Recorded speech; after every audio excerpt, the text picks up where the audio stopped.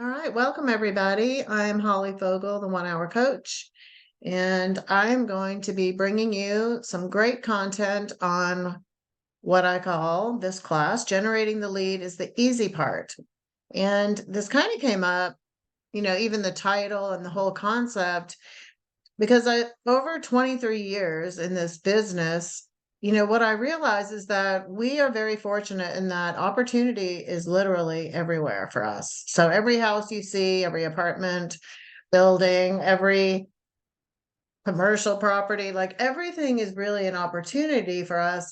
And when I started, really analyzing all these companies that we're buying leads from, Zillow and Realtor.com and OpCity and all these places, I'm like, when you really look at it, generating the lead isn't really the hard part. Like we really, if we got honest with ourselves, there's so much opportunity around us that it really is the conversion. It's the conversion, and that's where I spend the bulk of my time is helping, business owners recognize opportunities and then actually being able to capitalize on the opportunities that they're realizing. And so that's where this was kind of developed and the mindset of it behind it. So today what we're going to do is I'm going to talk about different ways for us to generate leads. Yes, of course, we need to generate them, but we also have to make sure that our skill set is properly aligned with the type of lead that we're generating. So I'll get a little bit more into this as we dive into each lead generating opportunity, but I thought it would be good to kind of touch on each of these, and that is circle prospecting and farming, open houses. What is your success rate? Sphere of influence. Are you actually getting your fair share and and return of it on investment of your SOI? We're going to talk about expireds and FSBOs and withdrawals, and then we'll kind of round out the hour with social media, internet, and website leads. So I'm going to touch on all of these because I've never believed that people should put all their eggs in one basket. I always believe that the more ways you look to generate opportunities, and I usually recommend 3 with a maximum of 4, you're becoming more well-rounded in your skill set, in your confidence, in the way you communicate. And it also makes sure that you're not putting, all your eggs in one basket. So while some people can get really good at generating referrals, you still have to realize is still the action of someone else giving you that opportunity. You're not really going and making it happen. You're the whole nature of a referral is someone else sending you the business. So yes, and I teach a whole thing on, are you waiting by referral or working by referral? So that's still very important, but I kind of like the idea of learning 3 or 4 and staying committed to those 3 or 4 sales channels for a minimum of 5 years. It takes about 10,000 hours to master anything. So if you're not giving things enough time for your skill set to improve and for your systems to develop, then you're never really going to know if you're good at something or not. And I find so many agents will just jump from one thing to another, trying to get the one thing that's going to give them the quickest return, where everything you do, you should be looking at it as building a pipeline. And when you have a really good pipeline, that is where a lot of confidence comes in. That's where a lot of getting off of that income roller coaster disappears.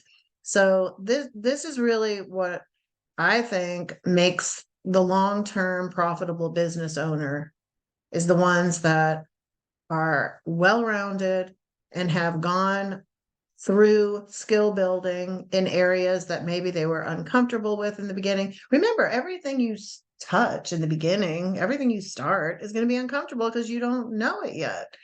So patience is so important. And I had a great conversation with a new agent just yesterday, and she's brand new, doesn't even know what questions to ask. And it was just so refreshing to have those new conversations with folks, because a lot of people I deal with have already been in business for a long time. So it was so fun to kind of go back to the beginning. And a lot of what we're going to talk about today is applicable to any experience level, because even if you're really good at something already, there's always ways to improve. And that's why, I really like to work with learning based folks that don't feel they know everything already and that always want to improve.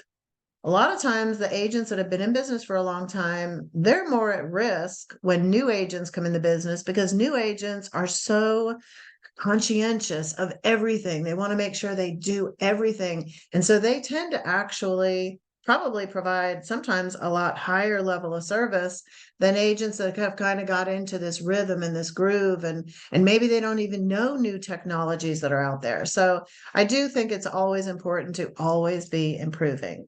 So we'll go ahead and get started. Again, we talked the two most business functions that you have out of four are really lead generation and lead conversion. And they are two very, very different business activities. So when you're lead generating, the way I like to describe that is you are looking for leads and opportunities and people that are not in your sphere of influence. They're not in your database.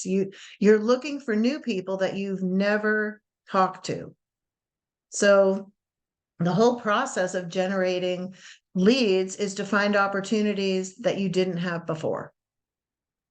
Lead conversion, on the other hand, is actually going back and following up with people that are already in your database. So you already have a name, you already have a number, you already have an email, maybe it's a past client or whatever. So the conversion process is what we call the attraction process. And that's where you could be courting people and nurturing people for months before they actually ever do a deal with you. So the conversion, you could always think of yourself, okay, lead generating is finding new people that aren't in my database, and conversion is following up with people that already are. And this is where the magic can happen. And this is where businesses are, they thrive and businesses are lost in this whole lead conversion area. So it's really, really important that you get a good handle on the difference between the two. So there's I like to use a visual for what I call the spontaneous and reactive realtor. And these are the ones that kind of fall into a whole array of emotions because they don't really have a plan. They're just kind of waking up and their day is determined by their email or the phone calls that come in. They're not getting up on purpose and making their business happen. They are just reacting to what's around them. And I find that a lot of people don't understand that difference. So we kind of have moved into this using a lot of letters all the time. We're like, don't be S&R. What we want to do is provide you with two cures to completely counteract that. And that is proactive and intentional, as opposed to spontaneous and reactive. Now, you're still going to have some spontaneity and you're going to have to be reactive to a lot of things in real estate because so many things are actually out of our control. So there's always going to be an element of that. But if you'll get up every morning with the mindset of, hey, I have a plan, I know what I need to accomplish, first things first. I'm going to start my day doing these certain things every day, 5 days a week. That is what's going to build a really healthy business. And it's also going to bring in a lot of confidence for how you deal with your business, and confidence when markets are up, markets are down. One thing I can say after 23 years is no matter what the market is, we always feel like there's an element of crazy to it. Like we either have way too much inventory. Oh my God, homes are sitting on the market forever. That's crazy. Or we have no inventory. Oh my God, the market is crazy. It's kind of always crazy. So it's just what kind of crazy are we in today? So, I mean, we're in a crazy career, and that's just part of it. So being proactive and intentional, you're going to capitalize. There's actually, unfortunately, right now, we are experiencing quite an exodus in our career. And we will continue to go through these ebbs and flows. After 23 years, I've seen ton of people get in, ton of people get out, ton of people get in, ton of people get out. Like we always do that. So we want to be the ones that weather any storm. And being proactive and intentional is going to help you do that big time. So one thing that I do just kind of like to start off is have, every week figure out what is your time budget.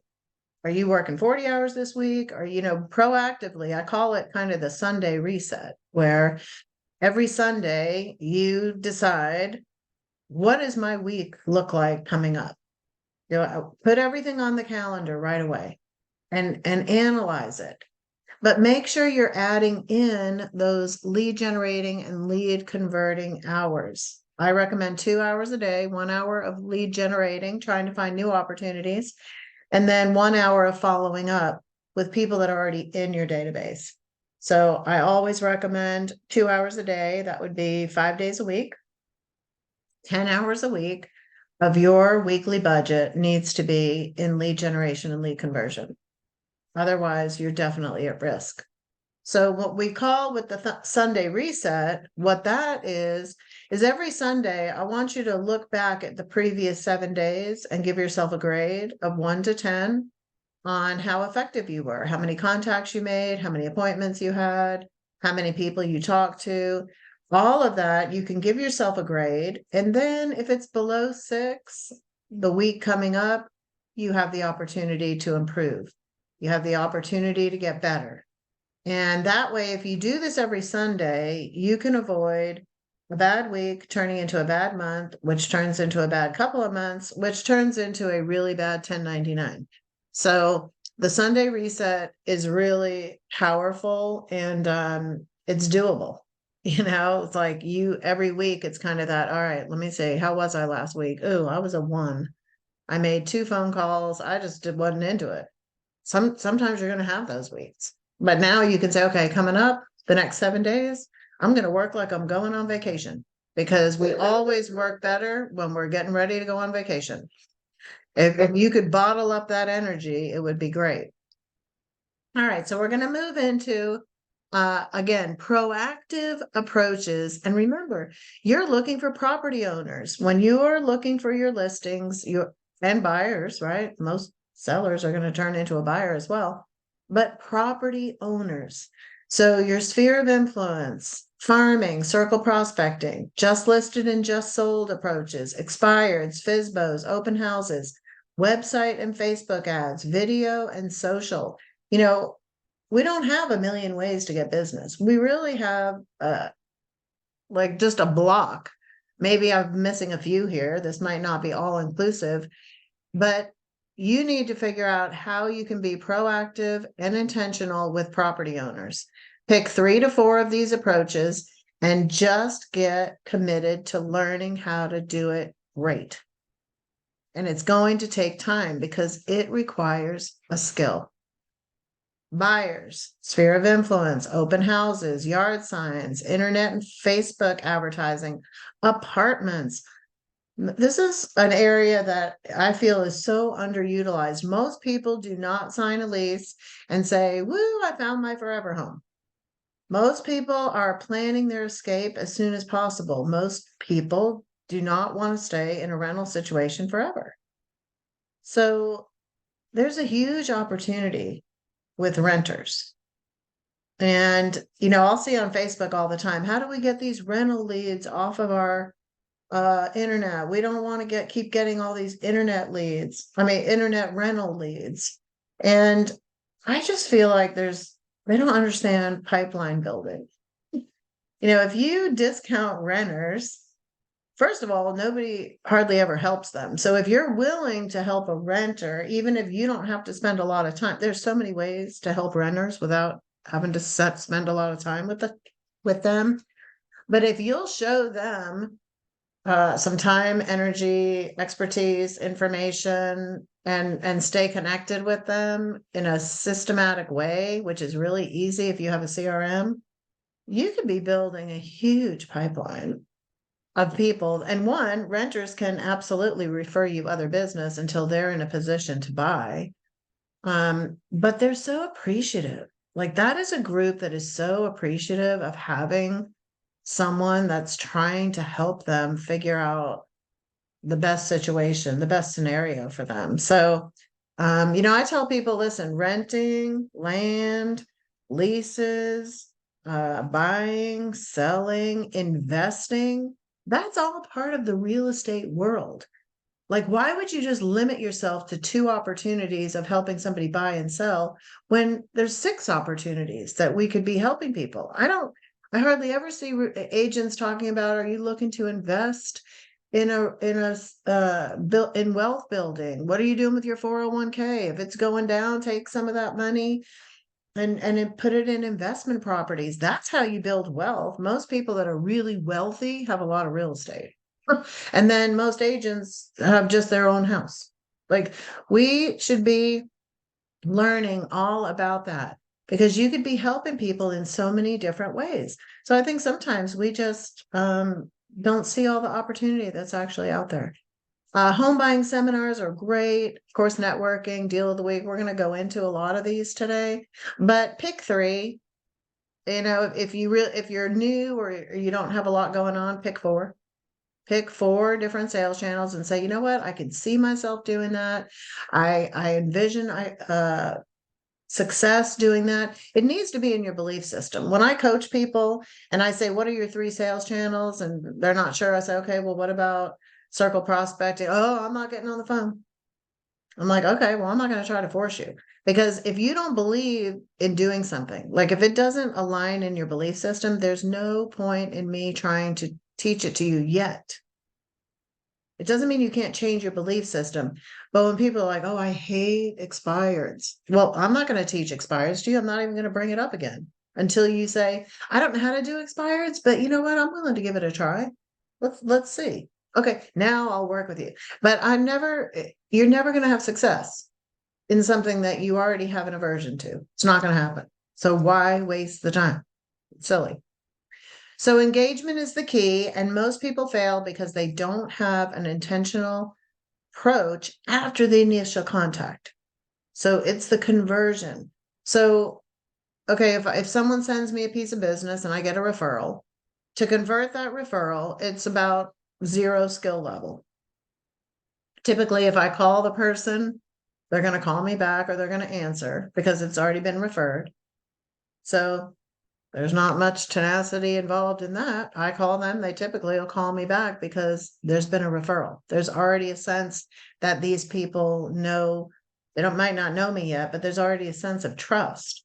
So referrals require very little skill in the conversion area.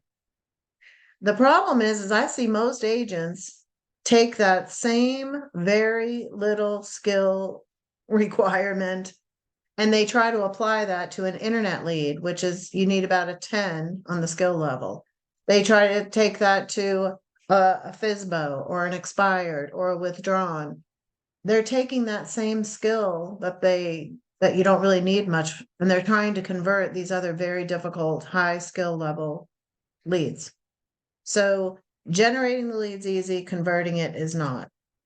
So let's go ahead and just dive into a couple of these. Smart farming and circle prospecting. I'm going to touch a little bit on each of these. A lot of these are standalone courses that I actually teach. So today I'm just going to kind of just touch on some of these to get the wheels thinking for you. And hey, maybe I haven't been thinking about that in the way I should have. Or you know what? Maybe if I did it this way, it would be something I could learn more on. So hopefully a few of these are going to resonate with you and you're going to go ahead and take action after today and try to put some stuff into place. I am a huge, huge fan of farming and circle prospecting. I just firmly believe this is a way to dominate an area. And postcards and farming are very effective if you have a compelling call to action in the postcard. A lot of postcards I receive from realtors, I sometimes would like to call them and say, there was no point in you spending the money to send this out. because there was just no compelling offer. It was just having me read something and throw it out. It didn't ask me to do anything. The fewer the words, the better. So you really have to be a wordsmith. Now, I guess we can cheat a little bit more with all the chat GPTs out there and stuff like that. We can definitely use that for our advertising. You have to be consistent. This is probably the biggest area that I see that why agents fail with farming is because they're not consistent. And they also fail because they don't stay in it long enough. Problem with farming is you have to be all in, you have to be fully committed, you have to be patient, you have to be willing to endure, and you have to have a budget. You need to have a budget to make this commitment, because typically the results come at month 4 or month 6. It doesn't come after the first postcard. It comes after you're building up that consistency, and then you get the benefit of the compound effect. And I've seen people rush it with farming. I see people dominate with farming, but it's not after month 1. It's typically month 4 to 8. So I always tell people, I will help you put a plan in place if you tell me and prove to me that you have a 1-year budget. So we already figure out what the cost is going to be. Typically it's under $2,000 for the year with the approach that I take. If they can invest $2,000 in a little under $2,000 in a 12-month period, then I will work with them. If they're like, well, I'm kind of on a tight budget here, I can't, there's no point. Don't then spend the money elsewhere, because you are not going to get the return that you're looking for. And this proves the point. This is all studied, and this is all conversion tables that are pretty darn accurate. So you'll notice that in year 1, and this is what I see. Someone will take a neighborhood or send out 1,000 mailers one time. They'll break the bank. No, for the first year, every month, you should be sending 250. I mean, if you have a bigger budget, of course, go ahead and send more. But all I'm asking for you is to 250 prospects, and you're going to mail everybody once a month, and that's going to be a total of 3,000 mailers for the year. Now, this is a couple of years old, so you'll see that the cost per mailer 50 cents. I think they're 79. I think I've seen them as low as 79 cents. For the postcards. So the total investment you'll see for this one is $1,500 if you can get them at 50 cents. So that's why I said it's probably closer to $2,000. I think it's a little more than that. But the conversion rate is typically 1%, right? So you're looking at 3 transactions. Now, I have found that in a year of farming to 250, we're seeing closer to 5 to 6 pieces that are coming in. So it's actually what I'm seeing in reality is a little bit higher. And so this is the part that I love. It's here. It says that you're marketing to a neighborhood with an average sale price of 150. Now, guess what? You get to pick where you want to market. So what if you were marketing to a $300,000 neighborhood?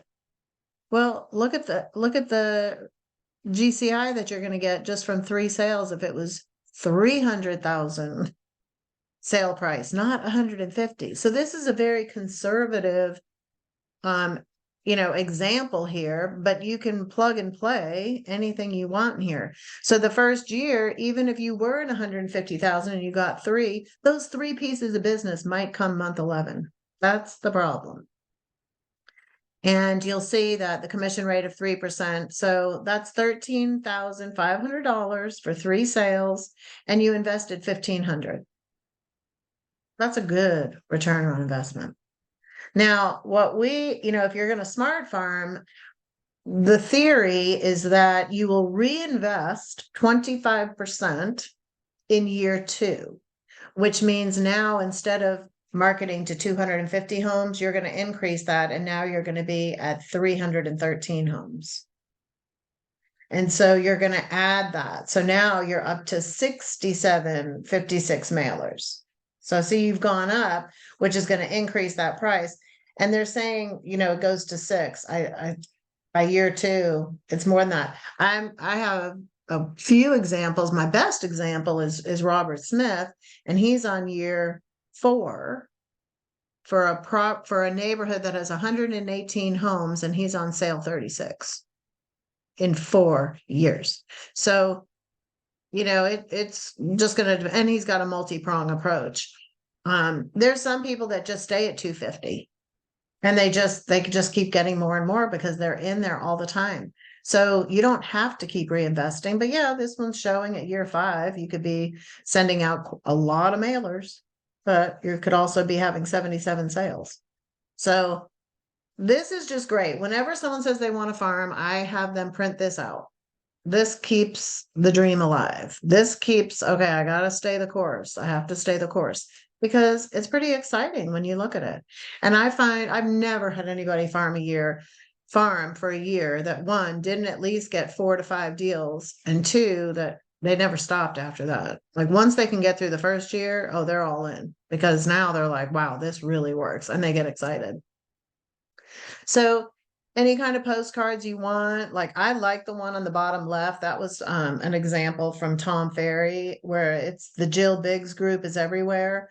And you can just put all your sales into Google and it'll map them like this. And so when you can pin all of your sales, I love that on a postcard. I think that's a really good example of some great advertising.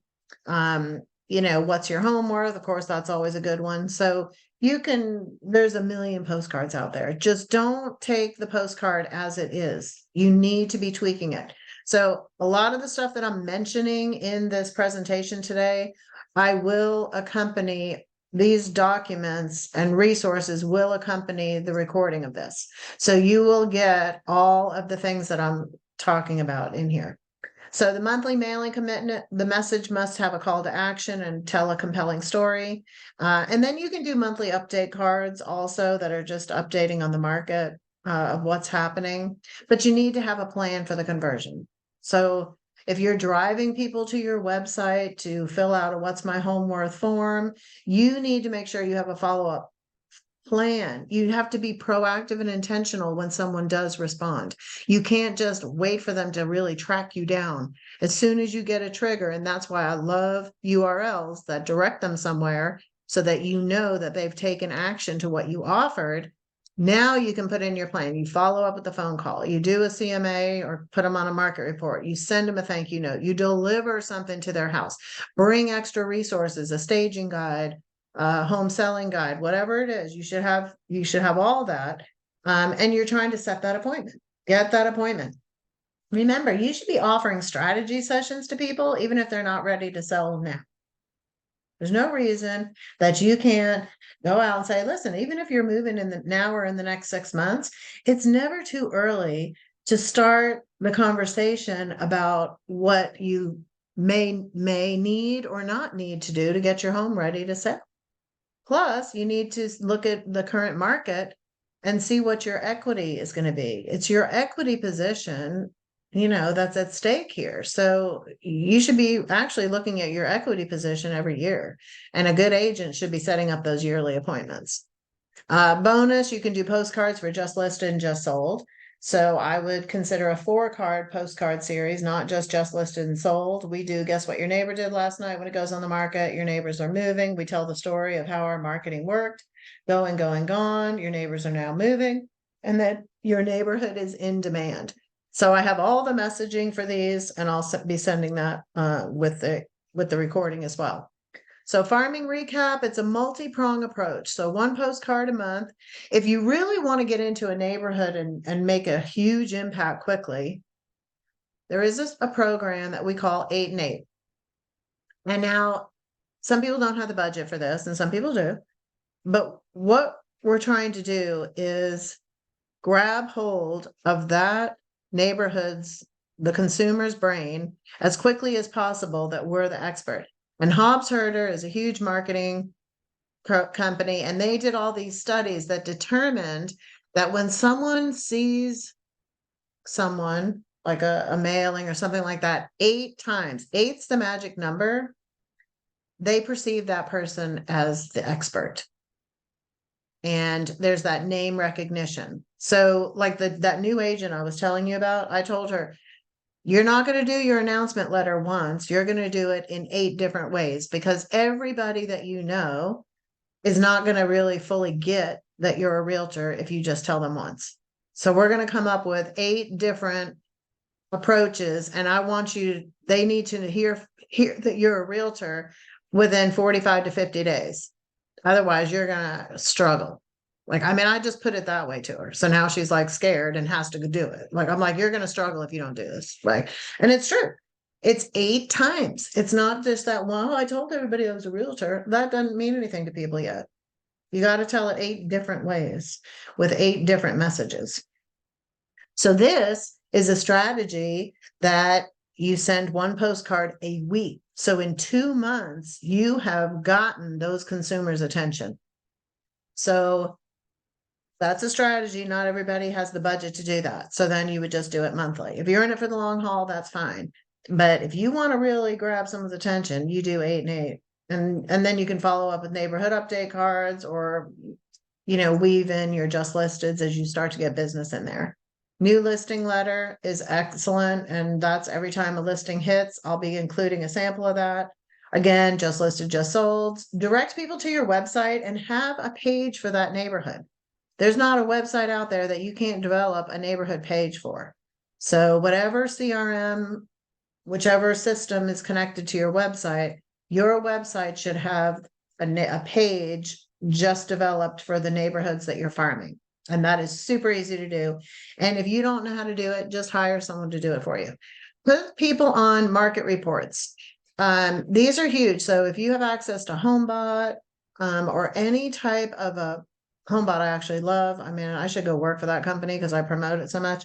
But that little report that goes out with HomeBot is unbelievable, right, Amanda? I mean, you guys use it. It's unbelievable.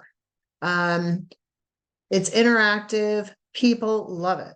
So you need to make sure that you're putting them on that. So when you're farming, you're trying to send them to a URL where they're going to put in their information to get something.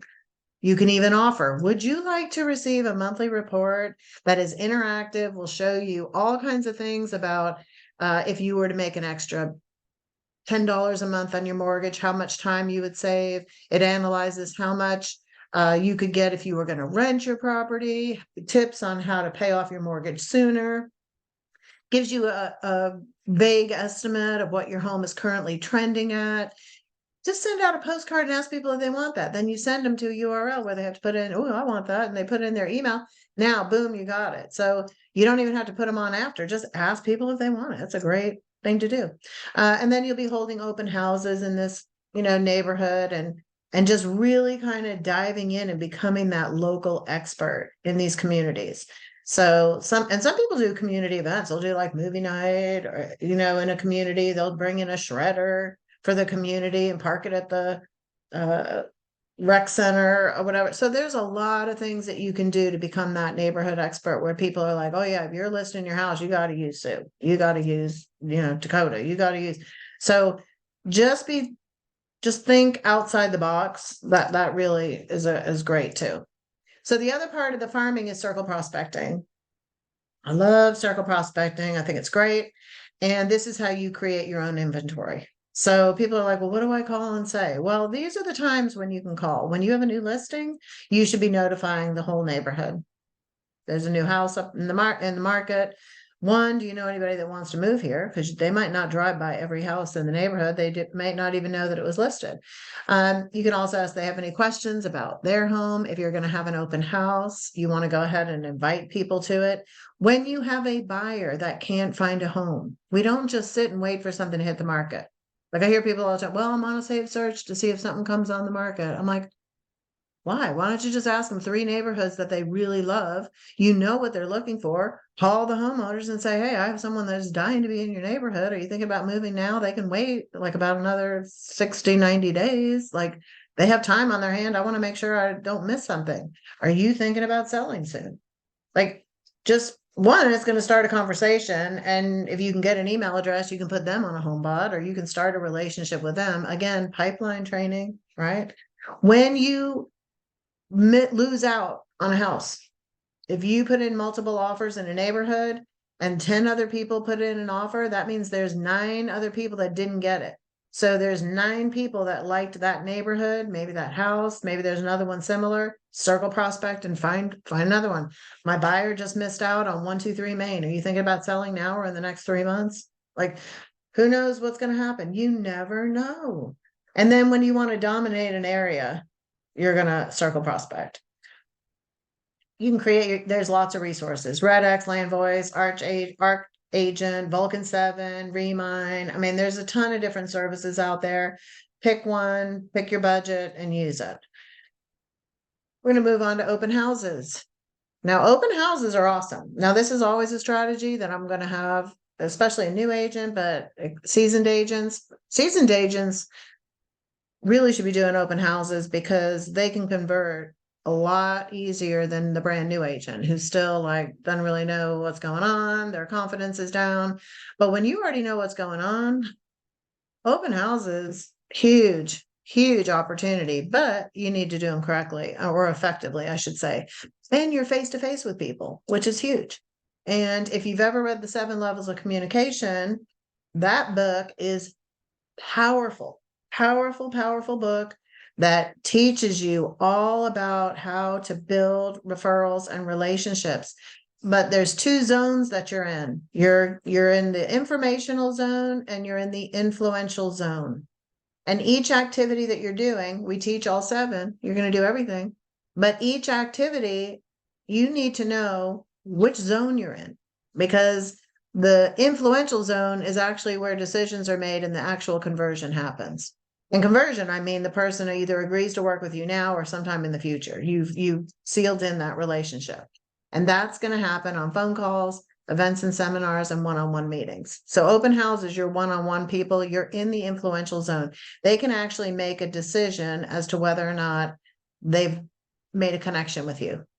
It's harder to do that when you're doing advertising, direct mail, and email, because they don't really know you yet. They might like your message, which is great. So we're going to do all of them. But what I tell, and handwritten's right in the middle. Handwritten is very, very effective, has a great impact.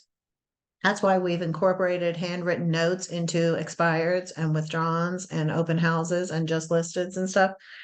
But anyway, the first 3, when you know you're doing something in the informational zone, I want you to think, how can I get it to the influential zone?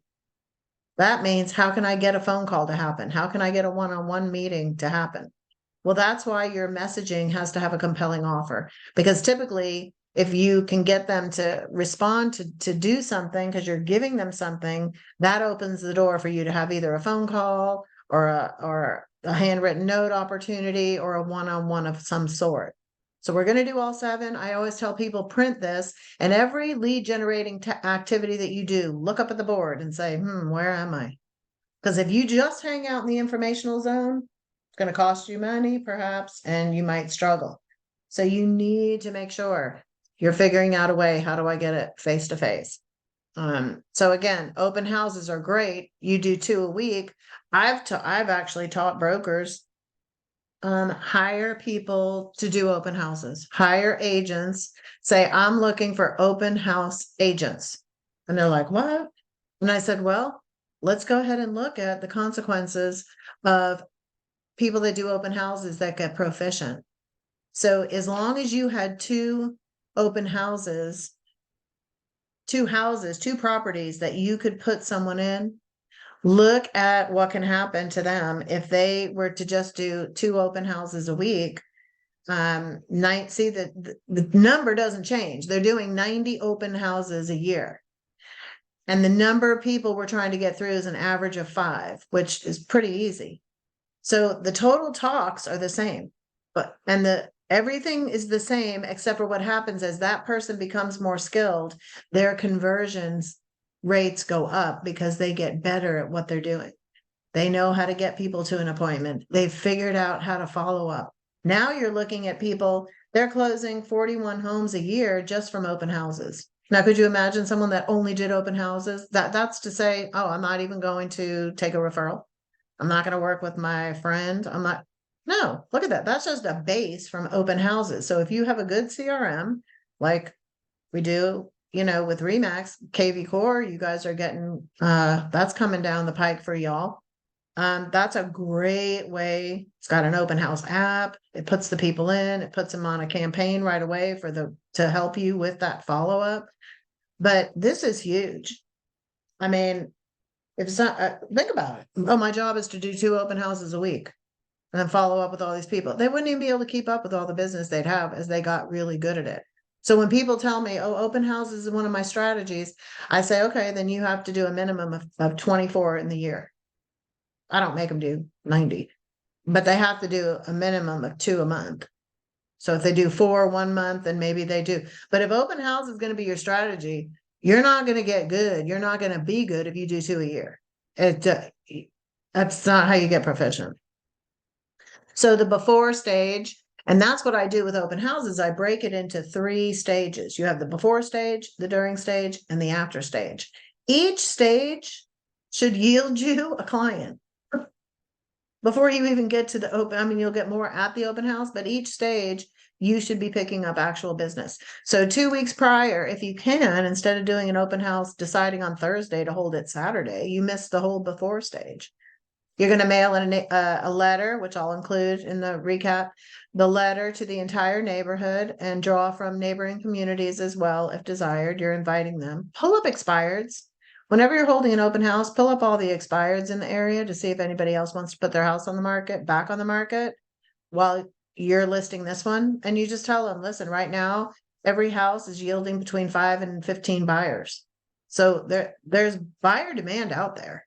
So you weren't successful before. Would you like to give it a try now? Do you still have a need to get your home sold? That's an easy phone call. Knock on 10 doors, not 50. Just say, hey, this is my name. As an added service, I'm holding the Smith's home open on Sunday. I'd like to invite you to tour the home in case you know of any friends or coworkers. We're not inviting the neighbors thinking they're going to buy the house. We're inviting the neighbors to start a relationship so that when they sell, we get to list their house. Like you're trying to get buyers and sellers, not just buyers. After touring the home, you'll be more comfortable telling people about it, and I'll give you an information packet that you can share with others. Come over, have some lunch, tour it, and that way you're really familiar with it. Come by and have lunch and say goodbye to your neighbors. Are you thinking of making any changes this year? Do you have any questions about your properties? Neighbors want to come, but they don't want to go because then they're perceived as nosy neighbors. So you know what they're doing before they come in? They're trying to figure out their script, meaning they're going to pretend they're in from out of town. So they're going to role play with you because they don't want to just say, oh, I'm a nosy neighbor. So go ahead and have a sign made that says neighbors welcome. And that way, when people walk in, you should just say, hey, do you live in the neighborhood? Or are you out looking for your next dream home? That way they feel comfortable. They're like, oh no, we live 4 doors down. Oh, awesome. Come on in. Do you know the Smiths? Like, you want to encourage them to come. You're encouraging them to come so that you can now start a relationship, build a pipeline. The more people that know you, the more chances you have of selling homes. So it's like you're like running for office and you need everybody on your team. Do postcard or door knockers, and ask your lenders. A lot of lenders and title companies, they have access to all kinds of resources and we don't tap into it. So put them up. Try to get creative with your signs. Now, these are small letters, but when I went to the NAR convention a couple of years ago, they had letters that stood up to like my chin, and it was OPEN. I'm like, I'm going to do something so crazy that I want everybody to say, oh my God, when I list my house, I've got to use that realtor. Did you see her open house sign? I mean, make a big thing about it. You could buy those gigantic signs for like $199 and just reuse them. Let everybody in the office use them. I mean, when you demonstrate that you're different, that's what people are seeking because they all think we're the same. They think we do nothing and make a lot of money. So we need to show them that we do a lot and we earn every penny of what we make. So you need to be different. If everybody's doing one thing, I'm trying to figure out how can I do something different. I don't want to be like everybody else. I want to be different. You could do the teardrop signs, any of that stuff. Notify your entire database with a video email through BombBomb. Do a video to share to your seller and tell them to send it to all their people. Make sure you ask everybody to share stuff. Whenever you post things about, something you're selling or an event, make sure you always put in there, please share Like, I'll do it because it's the power of suggestion. I don't just share. Usually I share if someone asks me to share. Share in your office account, in-house system, ask fellow agents to stop by if they're in the area. This is the other thing. If park some extra cars around. Like if they're just going to go to their neighbor's house, like tell them, hey, pull your car out of the garage. Leave it. When there's no signs, people are like, oh, I don't want to go there. There's nobody there. Oh, I wonder if that house isn't. It gives them a little bit of trepidation. But if there's cars, people are like, damn, everybody's over at that open house. Let's go. We can just blend in with the furniture, right? They have that thought. So make sure you have a couple of extra cars. Have other people stop by. You can do videos on your personal page, Instagram, Twitter, etc. Advertise on company platforms and the MLS platforms, on Facebook groups. And every other day for 2 weeks prior, you're going to talk about not just the open house, but the community, sell the community. Say, you always have the post, hey, open house at 123 Main on Sunday, 2 to 5. This community is great for anybody that works at the hospital. Like, look at the house, and you should already, as the realtor, you should be thinking, who is the buyer most likely to be? Who should I be targeting for this house? And you want to start targeting, hey, dog parks are close by, excellent schools. Every other day, sell something about the community, but mention the house too. That way you have time to kind of get some built pent up demand to come if you have time. And I know people are going to say, oh, houses sell too quick. Do it anyway. If the house is under contract, you're looking for backups. Who cares? It didn't close yet. You know how many homes? I just went into the MLS in Georgia. That's where I sold. I just went in the MLS yesterday. 1,723 homes came back on the market in the last 7 days. Holy cow. If you're not looking at the back on market stats, and there was 252 coming soons, 343 expireds, and 419 withdrawns in 7 days. So you better look at that the little stat thing in your MLS and see what's going on out there. And there's a lot of opportunity. Day of, put out as many signs as you can. I'm just going to bring up a couple things. Have contracts that are already ready for someone to make an offer. So we have a little sign that says offers accepted here. And then we have blank purchase and sale agreements out so that people are like, oh, wait, we could just make an offer right here. Maybe we should. This house is in demand. And then the other thing is use registration areas, but don't use the kitchen for that. The kitchens sell homes, so don't load it with a bunch of like register here. Just keep food and drink in the kitchen. That's what the kitchen's for. Use the dining room or somewhere else. Have on hand, have goodie packs, how to protect yourself when buying home. I'm sure your forms committee has a bunch of consumer brochures, like whatever. We have how to protect yourself when buying home. Surrounding properties, excellent color brochure. Remember, if the sellers do come, if the neighbors come, they're interviewing you. They're like, oh, how good is this listing agent? Have a buyer brochure, buyer needs and wants, all in a folder. Let them walk away with something. Because if they're going to open houses, they're like grading you. You want yours to stand out. Have your registration. Here's the all this you'll get, the criteria sheet. I love what we did this. Your feedback is welcome and appreciated. It's on a clipboard. And we had 10 clipboards with a pen. The pen had our name on it. And we said, hey, would you mind filling this out while you're walking through the house? We would love your feedback. Oh, and by the way, we're giving away a gas card tonight on Facebook Live. So just put your info in and we'll put you in for the live drawing tonight. Make sure you like my Facebook page. If you don't get on there, it's okay. I'll be able to get it to you. Ask them, would you like our home buying master kit? Yes or no? Would you like to know when deals hit the market? Yes or no? Notice there's nothing on here that says, are you working with a realtor? I hate that question. Don't ever ask that question. They will let you know if they're working with a realtor. You just act like they're not. Treat them great, ask for an appointment, never ask them. And if you are determined to ask them if they're working with a realtor, don't do it right away. Do it later and don't say, are you working with a realtor? Say, so who's your realtor? See, that's a pattern interrupter. Who is your realtor? That's not a yes or no question. Don't ask them, are you working with a realtor? Convert and collect more leads. There's Open Home Pro. KV Core is coming soon to y'all, and there's an open house app, which is great. Bottom line is you must engage. Classify the customer. Enter the open house with a strategy to fill 2 appointments. And you need to know which times and days you're trying to fill and ask for those appointments. You always want to go for best case scenario. And then you're going to A, B, and C everybody. A is people that are looking in less than 45 days and they have a deadline. B's are 30 to 90 days out and they do have a deadline. And C's are anybody that's like 90 plus, but they don't really have a deadline. So you need to know who it is, and time frame is going to give you the best indicator.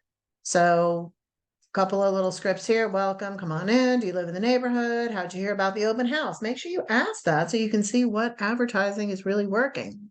Check it out. I have a few things to share with you. You have a better chance at engaging during the visit than waiting until the end of them viewing the home. Because if they finish and they didn't like the house, they're ready to get the heck out of there. So you need to be engaging with them during their walkthrough. Time frame is most important. And again, here's just a bunch of questions and you'll be able to go through these in the recording. Where do you work? All these things.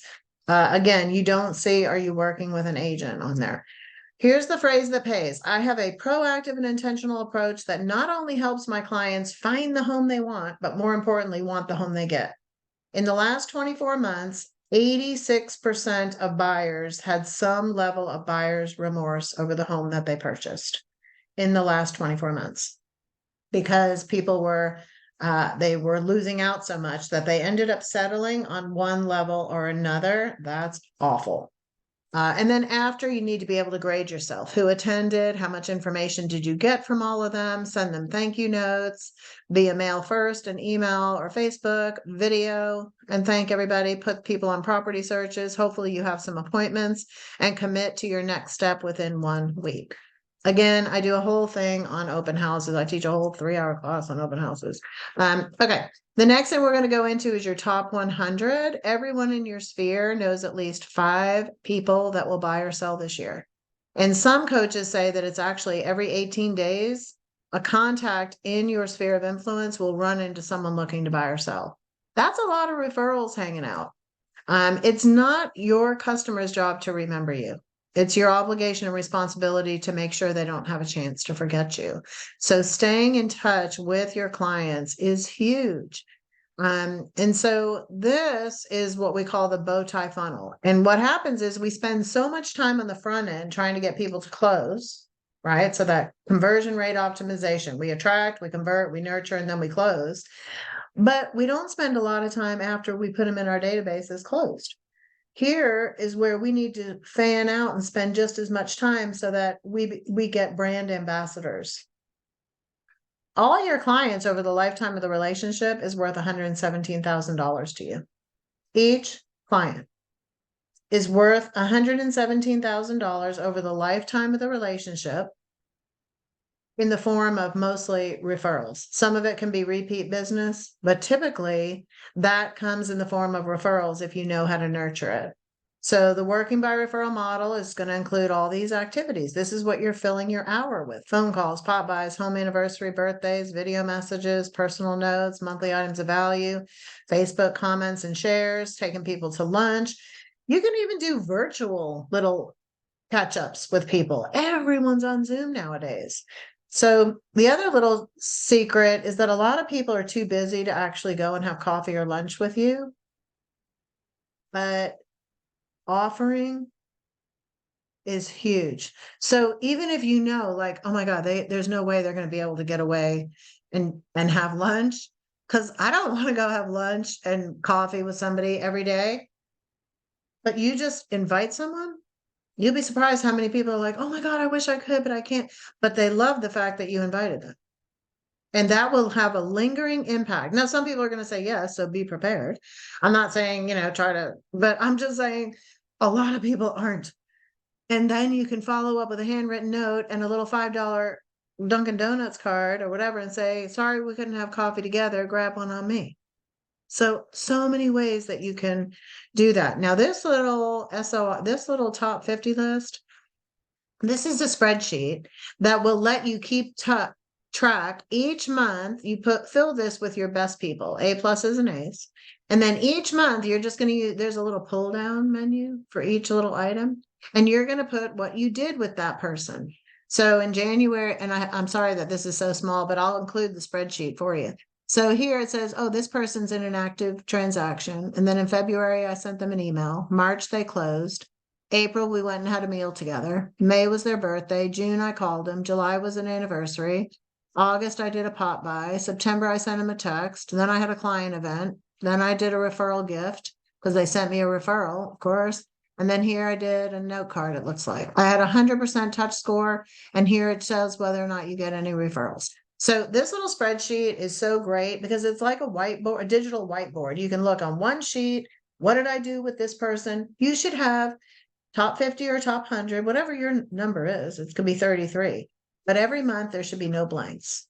And that's how you stay in touch. And that's how you earn $117,000 over the lifetime of the relationship with your A's, pluses, and A's. That little spreadsheet is a game changer. Proven mailers, home ownership tips, home trends, saved searches for their neighborhood, HomeBot, unsolicited quick CMAs, homeowner tips of the month. You can have buyer guides and seller guides that you offer to people. So these are great. And I would include mail. So you have email, mail, text, phone, video, social, and in person. So 7 modes, and you should have a minimum of 33 touches a year. Pick 4 holidays or 1 holiday, 8 thank you, thinking of yous, or you can do 4 holidays and 4 thank you, thinking of you touches. New listing alert. When you get a new listing, pick 10 people in your database, call them if they're like within 2 miles of that property, and say, hey, I just put a house on the market. We're really trying to get a quick sale for the Smiths. They're trying to head to Florida. Do you know anybody that's looking in this neighborhood? We just put it on the market. You should be calling 10 different clients a month. Those are easy phone calls. You're just telling them, hey, plus now they're like, wow, they really know how to get homes sold. I didn't know that they did this for them. So you're demonstrating what you do. Same thing when you have a buyer. If you have a buyer, call your friend. Hey, I'm trying to find a house for Joe Smith, whatever. Do you know anybody that's thinking about selling that has a 3-2? Like these people have been looking for a while. Call 10 different people every time you have a sale. Easy. All right. And just because of time, I knew that was going to happen. It's hard for me to not elaborate too much, but we still have some time. Expireds. Now, a lot of people are like, oh, I don't want to do expireds. Well, even if you don't want to make this one of your full-blown strategies, every time you have a buyer and every time you get a new listing, you should look for expireds. Buyers, easy. Because you can just call if the house matches what they were looking for. Hey, I have a buyer. I see your house was unsuccessful when you tried to sell it before. Do you still need to get your home sold? That's the script. It's not hard. And then they can say, no, we don't need to sell. Oh, okay. I'm just trying to find a house for my buyer. And then when you list a home, go 2 miles out, 2-mile radius, 3-mile radius. Hey, I just put a house on the market in the Villages. And I see your house was not successful before. Do you still have a need to get it sold? Because now that I'm selling this one, I'm going to have more buyers. I'd love to have some more inventory. So that's great. Also, another great approach is to go 6 months or longer back. And if they haven't sold, those are really good ones. Like when people take it off during the holidays, wait till like February, look at everybody that took it off like October, November, December. Those are great expires because they'll take it off for a little season and then they're ready to put it back on. Plus, they're not getting as many phone calls. Make sure you're tracking everything. Offer to put them on a market report. Say, even if you're not thinking about selling again now, a lot of times people make decisions based off of what's happening in the market. So why don't I just let you, keep you informed, put you on HomeBot, give you this great report so you can stay connected because that may trigger you to make a move. A lot of people move based off of what's happening in the market. So you need to keep your finger on the pulse. I have the best tool out there for it. Let's get you loaded on that. If you don't like it, you can opt out. Love it. You can also follow up with handwritten notes. So on my wheel of success, I spin a wheel and I give activities like for that summer, the 8-week challenge that's coming up. That wheel is filled with activities and whatever it lands on, you get for the week, like it's an extra activity. I've added Send 5 handwritten notes to expireds or withdrawals. Just a handwritten note. It's going to cost you whatever a handwritten note and stamp is. Hey, I see your home didn't sell. If you still have a need to make a move, I'd love to show you.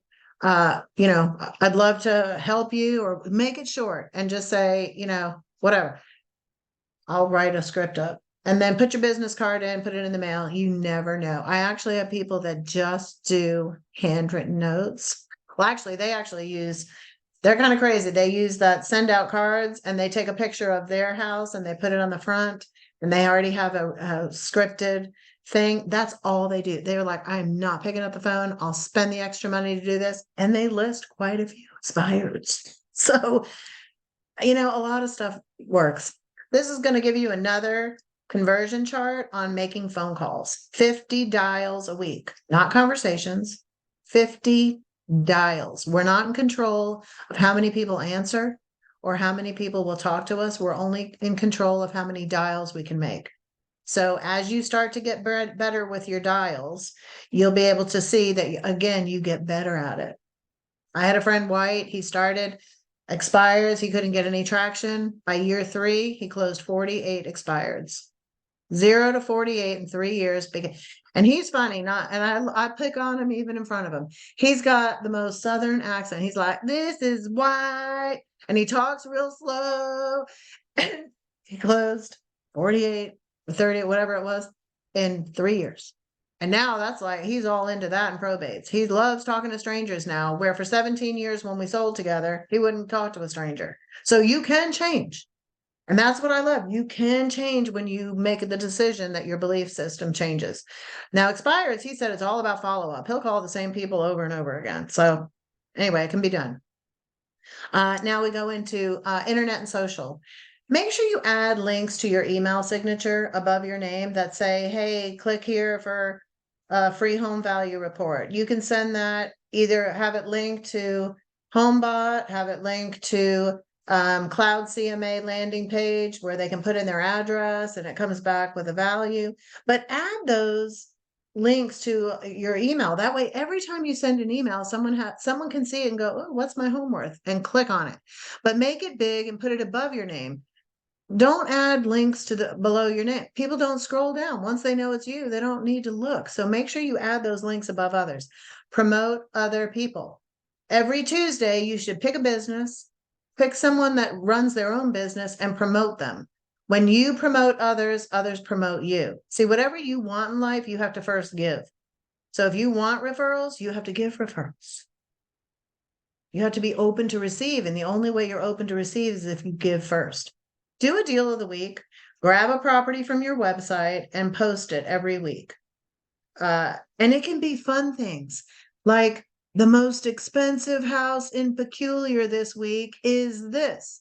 You can promote anything if it's coming from your website. Doesn't matter whose listing is. Don't say it's your listing, but it's already compliant because it's already on your website and you're allowed to promote your website. Otherwise, why would we have one?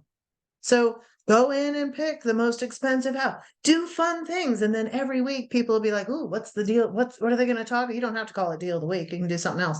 But you can do a video about it, do hot sheets on Facebook, stats, market updates, all kinds of stuff you can do with internet social. And then when people do go to your website, you need to think of it as a store. It's like a store. People coming to your website is like opening up the front door and walking in to look at stuff. They're looking at inventory. So how are you engaging with them? You need to make sure that you're spending a couple of minutes every morning and say, who was on my website? What traffic did I drive? Now, I will tell you, KV Core is a game changer when it comes to being able to track and see who's doing what. And Lead Street was already good. Reliance was already fine. And I'm sure if you have other programs that are out there, just make sure you have a way to be notified when people are in there, because you want to make sure you're reaching out as quick as possible. If you wait too long, they've already left your store and now they moved on to a different store. And when you call them, they're like, who are you? Like, I was in your store 8 hours ago. I don't even know who you are. So that's why they say you have to get there quick, because they're in the mode. You want to be communicating in the mode. And then of course you have to follow up. So you have to have systems for follow up. This is interesting. I forget where this came from. Oh, it's a Microsoft study. I love this slide. If you're working any leads, you need to print this out. When the person first contacts you, 50% of salespeople have already given up after one contact. That's why I said most people are using the referral skill set, which is 0, to try to convert all the others.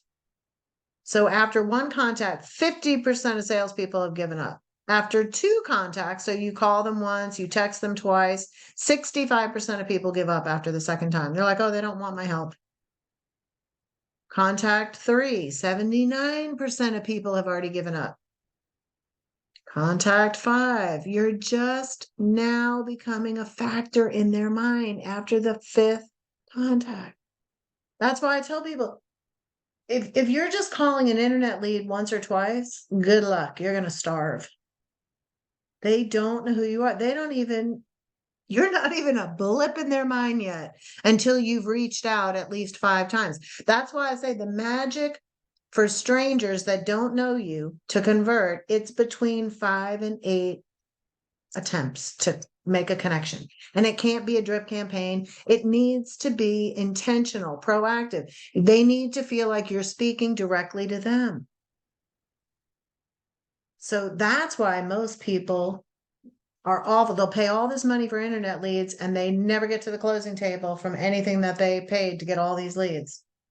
I would take 10 leads over and contact them 8 to 10 times, and I would make more sales than someone that had 100 leads and contacted them once. Guaranteed.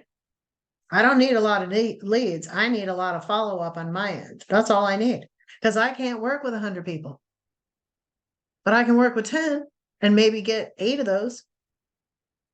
Mindset. You got to change your mind.